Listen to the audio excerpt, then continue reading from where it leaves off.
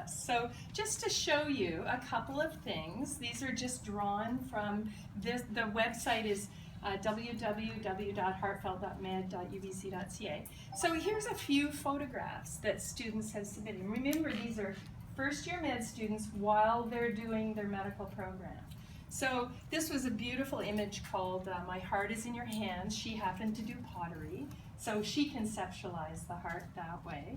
This one was a photograph of a beehive tray, and she scooped the actual sugar, the honeycomb out in the shape of a heart, and she called that Sweetheart, which I just love. This was, again, just a photograph, not doctored or photoshopped in any way, but in her thought, it kind of, she saw it as the rupture of a heart, so she called it myocardial rupture. So getting the flavor, you know, the students did beautiful photographs. Well, after a couple of years of the contest, I had a student, Maya Geddes, come in my office and say, could I submit something that's not a photograph? You know, something that maybe I would make. And I thought, sure, you go ahead. Not low expectations. I didn't know, right? I said, sure, bring me what you got. And 5 weeks later, she walked in with an oil painting, and it's called Heart Sounds. And it's a kind of abstract rendition of the inside of the heart, and I presume you've learned about the heart in your science classes. So you know these are the rings of the annulus of the valves, and these are the chordae tendineae, and so that became a cello in her eyes, and the heart makes sounds. So that just, I mean, if you saw it in person, this is like a stunning oil painting, and other people have subsequently done different renditions of the way they think of the heart. This is a watercolor, but beautiful, called the clinical artery, which sort of conceptualized the stethoscope around the heart and the coronary arteries. And then people started bringing in sketches. Atrial flutter, which is an arrhythmia that people experience in the heart. That's a pen and ink, beautiful hand-done pen and ink sketch. Turbulent flow. Again, this thing in person is about probably this big, and it was done by hand, pen and ink, and then colored. And April has an Asian background, and so she wanted to conceptualize her culture into the image of turbulent flow. So at that point I thought, okay, this is just so much more than just a hokey little photography contest, and this really started me thinking about the fact that medical students and all of you have this inherent opportunity to use creativity in your learning, because truthfully you have to understand a little bit about what you're doing before you can create something like that. And just so you know, that's actually something. There is something called transmediation, and now you can write it down. No, I'm only kidding, you don't need to. Which is when, and I'll let you read it. Process of translating meanings from one sign system, language, into another, pictorial. So in other words, if I give you a piece of text and ask you to read it, and then later I ask you, can you remember what you read? You'll give me a representation of the text that you read. But if I give you a piece of text, and then I say, can you represent that differently? Draw me a picture, sing me a song, you know, whatever you want, some other way of representing meaning. And then later I test you on the material, you actually will remember more if you did that creation of new meaning for yourself. And so that's what transmediation is. And someone named Marjorie Siegel, in a paper called The Generative Power of Transmediation for Learning, said if you make meaning through drawing, it's a very, very different undertaking than if you just simply make meaning using your language. And that she believes that if you go across those sign systems by doing things like this, that you will actually create a whole new kind of meaning. And another colleague, Charles Suture, really believes, and I do too, that if you do this, it actually enhances your learning. So that's it's kind of what we're about today. We're going to teach you something. We're going to give you an opportunity to do something different with it, and we think it will actually help you. But I'm going to give you a few more examples, and this is like we're going to walk the walk here while I'm in Waco. So here's some examples of transmediation using the art made by the first-year medical students. So what I've showed you so far, they're just pictures. They're like, oh, isn't that beautiful? But this is actually what the meat of transmediation is. So how many of you know, and it doesn't matter if you don't, but how many of you know what Purkinje fibers are? Hands up if you do. So pretty much almost everyone. Essentially in the electrical system of the heart, you have a conduction system that's going to conduct the electrical current around the heart, and it's through this series of specialized cardiac muscle cells called the conducting cells. And the end points, they start here, they go to there, they go down and there. You've probably heard things like bundle branches, right and left bundle branches. There's your left bundle branch and your right bundle branch. And right here at the end are these little tiny fibers that are called Purkinje fibers. So that's how I would teach about Purkinje fibers. I'd show you this hokey cartoon of a heart, and I would say, and this is what it is, and I'd give you the definition, and you'd take notes and all of that. So, but a medical student who happened to be on some location up in northern Canada saw Purkinje fibers this way. So that isn't photoshopped. In fact, it was before Photoshop. It's a rock. And this particular kind of rock has a blue tinge to it, and that was in the late afternoon sun. The cracks of the rock had filled with water, and she just put her camera at a really low angle, and she took that picture, because to her, that's what Purkinje fibers would look like in her imagination.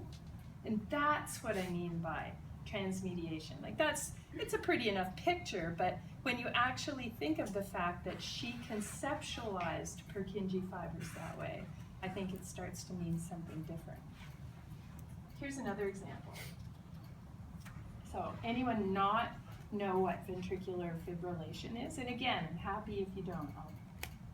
So the definition and what we would teach the medical students is it's electrical chaos in the ventricles of the heart, where instead of synchronized contraction, relaxation, and PQRST, you just see this craziness on the ECG. It's just, and that's what the electrocardiogram would look like. But when we teach about ventricular fibrillation, we actually describe to the medical students that it's, and Dr. Barron, I'm sure you've heard this term, yes. It's like a bag of worms. That's what we say. Because if you were to open up the chest with a patient with ventricular fibrillation, instead of that, you just see this. It's like this quivering bag, and by bag I mean in the pericardial sac, quivering, everything's going random and not synchronized. And this is how Maureen conceptualized it, using sweet gummy bears or sweet gummy worms. That's awesome. And she called it sweet fibrillations. So when I teach about ventricular fibrillation now, I say it's like a bag of worms. And then I always put this image up. And people come later and say, I'll never forget about ventricular fibrillation. Used to be a really scary thought to me, but I always think of sweet fibrillation, so now I'm not so scared of it anymore. So there's another example, and I'll give you one last one. I think I only have one. I have two more, I think. So, and I'm passionate about ECGs and teaching ECGs. So this is another arrhythmia. We call it polymorphic, meaning it's many shapes. Ventricular tachycardia, and tachycardia is when the heart's beating really, really fast. And an ECG showing polymorphic ventricular tachycardia. What really it is there are all these different parts of the ventricles that have started to take over the rhythm of the heart, and they're causing the heart to contract, but from all sorts of different parts of the ventricle, and it's very irregular. And on an ECG, all of the QRSs are different sizes and shapes, and they're happening really, really fast and close together. So that's what I would show someone to teach them about PVT, or polymorphic ventricular tachycardia. But Brad Ashman saw it that way in a marina. He just, that's, to him, was the image that for him represented polymorphic ventricular tachycardia. Now the last one, again, have you learned about something called preload? And this one I won't be surprised if you haven't, but anybody, like hands up so I really know, you know preload? Okay, not so many of you. So it really doesn't matter. It's a graph, has a y and an x-axis, and really what all of that means is that the more blood you bring back to the right side of the heart, the more stretched out the ventricles become, and the more stretched out they are just before they contract will make a harder contraction. So that increased volume that's returned to the heart can get ejected out. That's all this means. And the term that we use is preload. So listen to it again. And again, this is the words I'd use to describe to medical students. The more blood you bring back to the right side of the heart, and then ultimately the left side of the heart, the more stretched out it is, and that stretching before contraction causes a stronger contraction. So that increased volume gets ejected out. That's cardiac preload. Well, this is how Irvin and Laura saw it in the beach at Vancouver. So there's a little dump truck, and it's bringing extra volume back to the right side of the heart, which will then go through and eventually get taken out by the airplane out of the aorta. And so, you know, it's like that simple. You had to understand the concept, but really, I mean, you just drew a picture in the sand. So it didn't require an awful lot of artistic skill, just a whole lot of creativity. And so I'm just going to stop for a minute because it's always hard if someone's going yak, yak, yak, yak, and you're, so does that, like, is there anything around that so far that's tickling your own thoughts about your own learning? Or do any of you doodle? Or have you had any kind of experience where a picture for you was really enhancing your learning? Yeah. Yeah. You want me to say what it is? I do. So it was like the hypothalamus, like my freshman year or whatever, I focused on the point of it regulating temperature, and I drew llamas, and like you're hypoing the llama, like you're pulling off the llamas, so it was like hypothalamus, like hypo-llamas, like that worked for me. Or like I also did the glial cell, it was like a nanny that took care, and I don't know. Nice. That's just how I learned. Yeah. Anybody else? Anybody else? Any way, can you talk about any link you have with images and learning? Yeah.